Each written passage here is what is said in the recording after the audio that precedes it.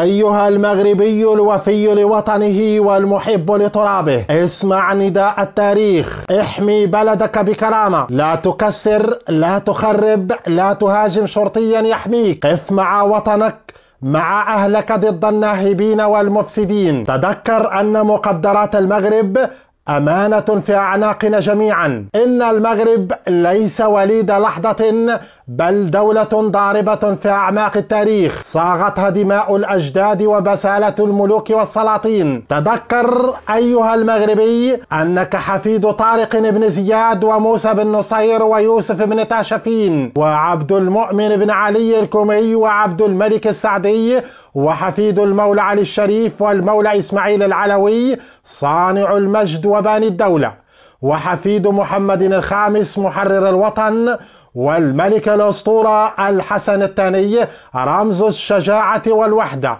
ومن نسل الملوك العلويين لا شاوس إلى اليوم. فلنكن على العهد نموت نموت ويحيى الوطن، وشعارنا الخالد: الله الوطن الملك.